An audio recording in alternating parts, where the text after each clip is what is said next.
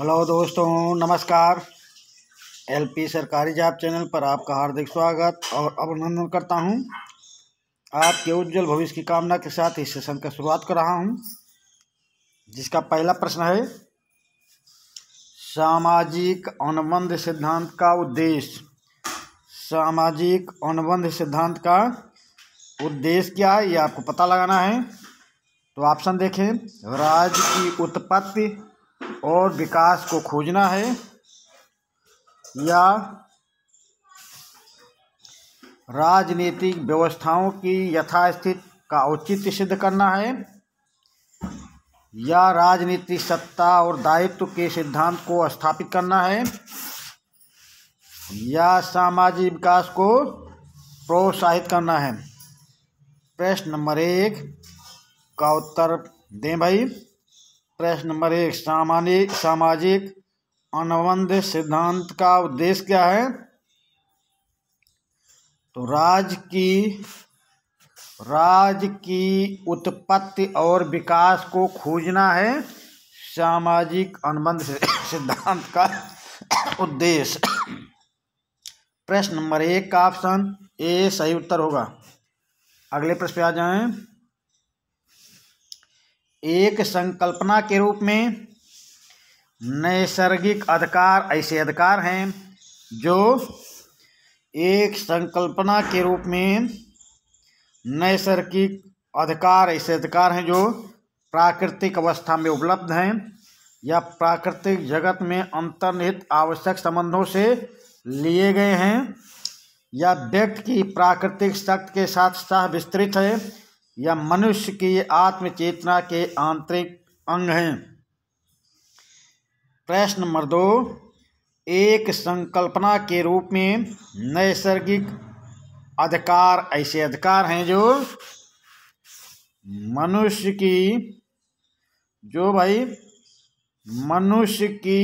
आत्मचेतना के आंतरिक अंग हैं। प्रश्न नंबर 2 का ऑप्शन डी सही उत्तर होगा। अगले प्रश्न पे आ जाएं। प्रश्न नंबर 3, जो संपत्ति क्रांति द्वारा छीनी जाए उसे तत्काल श्रमिक समूहों में बांट दिया जाना चाहिए, और ऐसी हर सावधानी बरती जानी चाहिए जिससे सरकार निर्माण जैसे किसी भी प्रयत्न को रोका जा सके। निम्नलिखित में से कौन सा एक सिद्धांत इस दृष्टिकोण का उचित मान्यता है भाई? प्रश्न नंबर 3, प्रश्न को फिर समझ लें। जो संपत्ति क्रांति द्वारा छीनी जाए उसे तत्काल श्रमिक वर्गों में बांट दिया जाना चाहिए, और ऐसी हर सावधानी बरती जानी चाहिए जिससे सरकार निर्माण जैसे किसी भी प्रयत्न को रोका जा सके। तो ये किस सिद्धांत का दृष्टिकोण है भाई? तो प्रश्न नंबर 3 ऐसा अराजकतावाद मानता है, या मार्क्सवाद, या समाजवाद, या फेबियनवाद।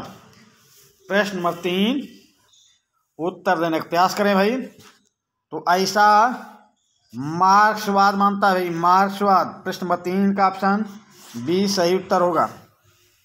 अगले प्रश्न पे आ जाएं। प्रश्न नंबर 4, सर हेनरी मेन का राज्य सिद्धांत प्रभावित हुआ था। सर हेनरी मेन का राज्य सिद्धांत प्रभावित हुआ था बेंथम के उपयोगितावाद से, सामाजिक विकास सिद्धांत से, सामाजिक अनुबंध सिद्धांत से, या हीगल के आदर्शवाद से। प्रश्न नंबर 4, सर हेनरी मेन का राज्य सिद्धांत प्रभावित हुआ है, तो ये सामाजिक विकास सिद्धांत से प्रभावित हुआ है। प्रश्न नंबर 4 का ऑप्शन बी सही उत्तर होगा।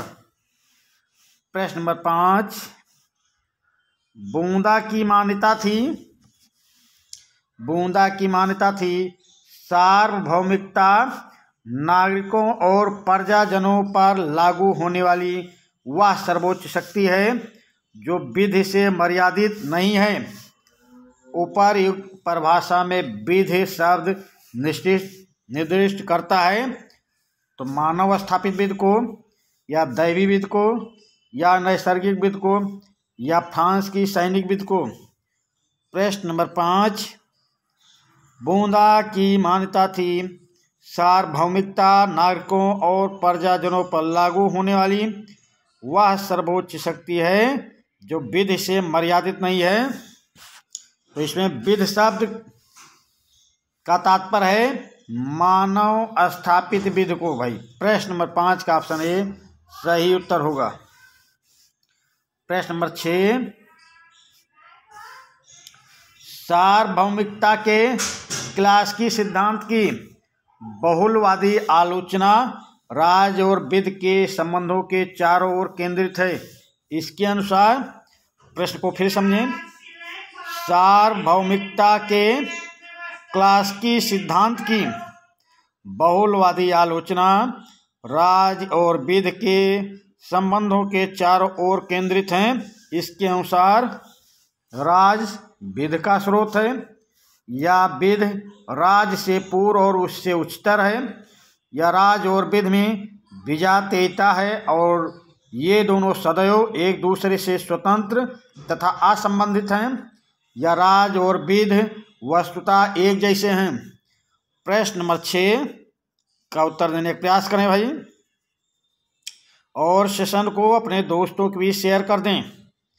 जो इस चैनल को देख रहे हो पहली बार, इस चैनल को सब्सक्राइब कर लें। तो चलिए भाई, प्रश्न नंबर 6, सार्वभौमिकता के क्लासकी सिद्धांत की बहुलवादी आलोचना राज और विधि के संबंधों के चारों ओर केंद्रित है। इसके अनुसार विधि राज से पूर्व है और उससे उच्चतर है भाई। राज विधि से पूर्व है और उससे उच्चतर है। प्रश्न नंबर 6 का ऑप्शन बी सही उत्तर होगा। अगले प्रश्न पे आ जाएं। प्रश्न नंबर 7, ऑस्टिन का सिद्धांत सार्वभौम शासक को ऑस्टिन का सिद्धांत सार्वभौम शासक को नैतिक दृष्टि से सर्व कार्यक्षम मानता है, या राजनीतिक दृष्टि से सर्वोच्च बतलाता है, या पूर्ण न्यायिक सत्ता प्रदान करता है, या राजनीतिक वैधता प्रदान करने की शक्ति देता है।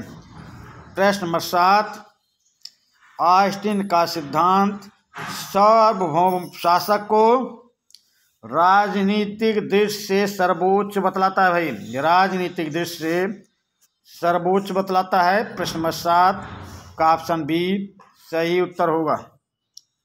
अगले प्रश्न पे आ जाएं। प्रश्न नंबर 8,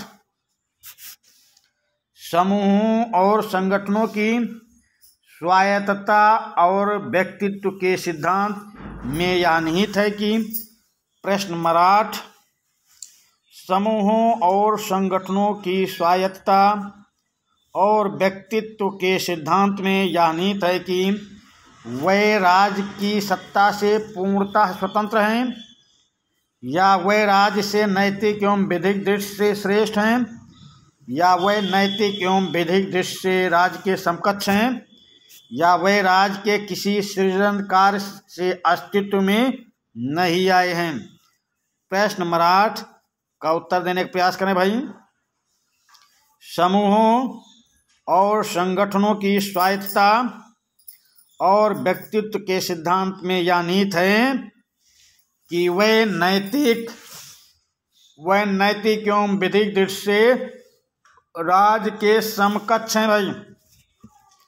प्रश्न नंबर 8 का ऑप्शन सी सही उत्तर होगा। अगले प्रश्न पे आ जाएं। प्रश्न नंबर 9। प्रश्न नंबर 9 देख लें। राज्य व्यक्ति का साध्य है, इस कथन का निहितार्थ क्या है? राज्य व्यक्ति का साध्य है, इस कथन का निहितार्थ क्या है भाई? प्रश्न नंबर 9।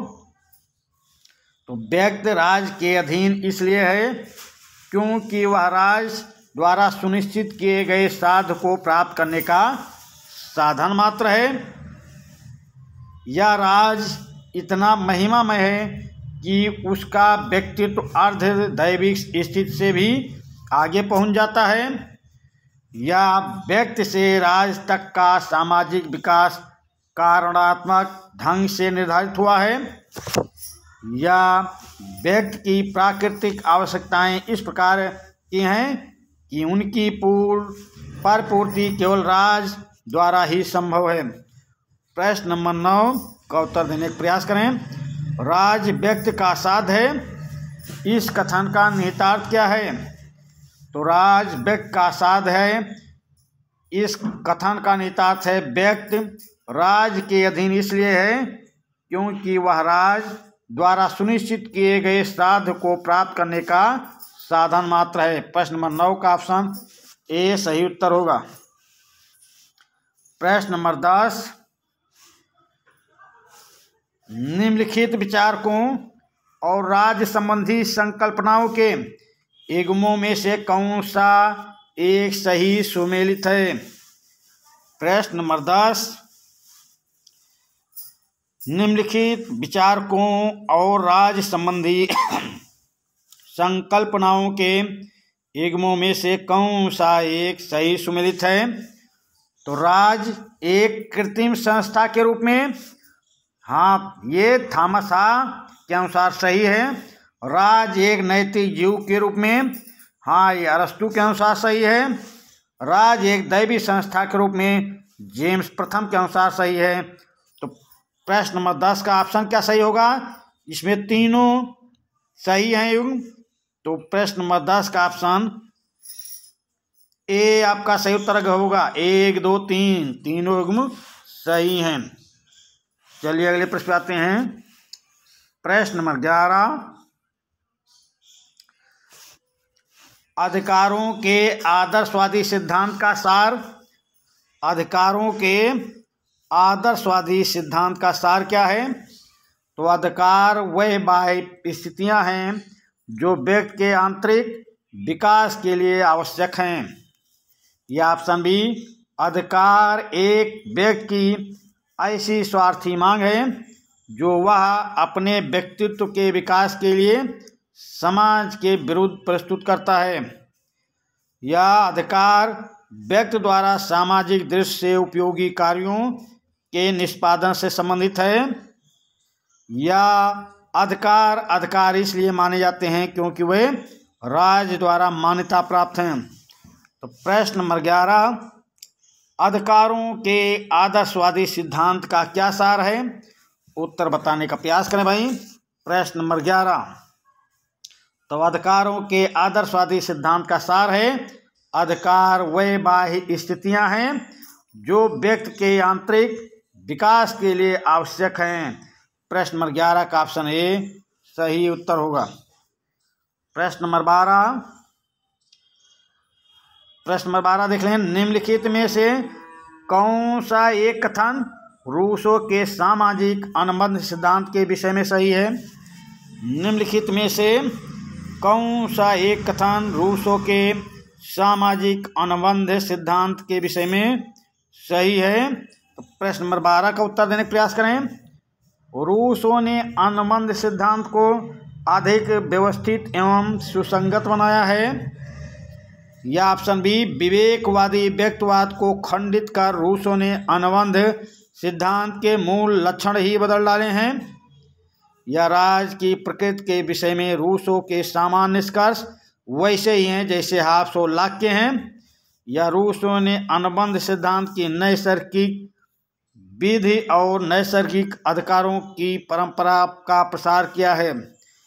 प्रश्न नंबर 12, निम्नलिखित में से कौन सा एक कथन रूसो के सामाजिक अनुबंध सिद्धांत के बारे में सही है? तो वो सही है, विवेकवादी व्यक्तिवाद को खंडित कर रूसो ने अनुबंध सिद्धांत के मूल लक्षण ही बदल डाले हैं। प्रश्न नंबर 12 का ऑप्शन बी सही उत्तर होगा। अगले प्रश्न पे आ जाएं। प्रश्न नंबर 13, हाब्स के अनुसार व्यक्ति सार्वभौम शासक का प्रतिरोध कर सकता है या शासक उसे। हाब्स के अनुसार व्यक्ति सार्वभौम शासक का प्रतिरोध कर सकता है यदि शासक उसे कल्याण प्रदान करने में असफल रहता है, या सुरक्षा प्रदान करने में असफल रहता है, या समानता प्रदान करने में असफल रहता है, या न्याय प्रदान करने में असफल रहता है। तो प्रश्न नंबर 13 का उत्तर बताने का प्रयास करें।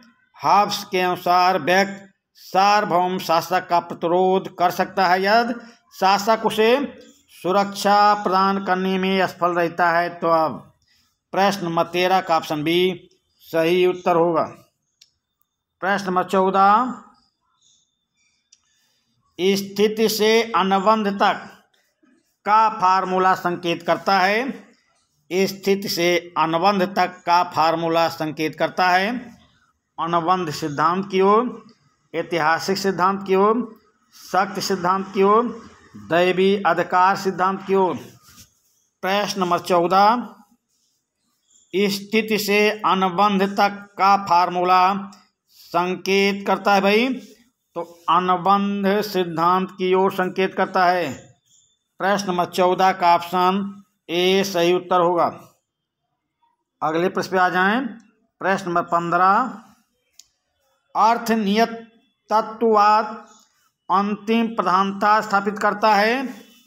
अर्थ नियत तत्ववाद अंतिम प्रधानता स्थापित करता है वर्ग संघर्ष की, उत्पादन के तत्वों की, विज्ञान और प्रौद्योगिकी के ज्ञान की, संपत्ति संबंधों की। प्रश्न नंबर 15 का उत्तर बताने का प्रयास करें भाई। अर्थनियतवाद अंतिम प्रधानता स्थापित करता है तो उत्पादन के तत्वों की भाई। प्रश्न नंबर 15 का ऑप्शन बी सही उत्तर होगा। अगले प्रश्न पे आ जाएं। प्रश्न नंबर 16, चलिए भाई स्क्रीन पर छोटा करते हैं, ये कूट वाला प्रश्न है तो कोशिश करते हैं एक साथ लाने के लिए। चलिए नहीं आ पाया है। सूची 1 राज के कार्य को सूची 2 वह विचारधाराएं जो राज के इन कार्यों में विश्वास करती हैं से सुमेलित कीजिए और नीचे दिए गए कूटों की सहायता का प्रयोग करते हुए सही उत्तर दीजिए। तो सूची 1 में थोड़ा कथन दिए गए हैं। समाज के संगठनों के कार्यों का नियमन और समन्वय, व्यवस्था बनाए रखना और अनुबंधों को लागू करना, व्यक्ति के नैतिक जीवन के मार्ग की बाधाओं को दूर करना या अधिकतम व्यक्तियों का अधिकतम हित संवर्धन करना, आदर्शवाद, उपयोगितावाद, बहुलवाद या व्यक्तिवाद। तो इसमें आपसे पूछा गया है कि ये सुमेलित कीजिए और सूचियों के नीचे दिए गए कूटों का प्रयोग करते हुए सही उत्तर दीजिए। तो चलिए अब ऑप्शन और कूट एक साथ लाने का प्रयास करते हैं भाई। चलिए भाई ये ऑप्शन और कूट एक साथ ला दिए हैं। अब इसका उत्तर मिलान करते हैं। पहले समाज के संगठनों के कार्यों का नियमन और समन्वय, तो इसको किससे मिला देंगे? समाज के संगठनों के कार्यों का नियमन और समन्वय, तो ए को भाई 3 से, बहुलवाद से, फिर व्यवस्था बनाए रखना और अनुबंधों को लागू करना, व्यवस्था बनाए रखना और अनुबंधों को लागू करना व्यक्तिवाद से, फिर आगे व्यक्ति के नैतिक जीवन के मार्ग की बाधाओं को दूर करना आदर्शवाद, फिर अधिकतम व्यक्तियों का अधिकतम हित संवर्धन उपयोगितावाद। चलिए भाई आप स्क्रीनशॉट ले लें और इसको मिला देते हैं। 1 का 3, ए में 3, चलिए भाई 2 जगह 3 है। आगे बढ़ते हैं। व्यवस्था बनाए रखना और अनुबंधों को लागू करना, बी में 4, भाई ये 4 है। दोनों में अभी उत्तर नहीं मिला। व्यक्ति के नैतिक जीवन के मार्ग की बाधाओं को दूर करना, तो ऑप्शन सी हो जाएगा सही भाई। यहाँ उत्तर मिल गया। सी का एक से अधिकतम व्यक्तियों को अधिकतम सुख उपयोगितावाद से, यानी प्रश्न नंबर 16 का ऑप्शन सी सही उत्तर होगा। स्क्रीनशॉट ले लें। ऐसे ही प्रश्न अब आयोग पूछ रहा है, तो ऐसे प्रश्नों पर भी आपको ध्यान देने की जरूरत है। तो चलिए भाई, इस सेशन का इसी प्रश्न के साथ हम समापन करते हैं। धन्यवाद।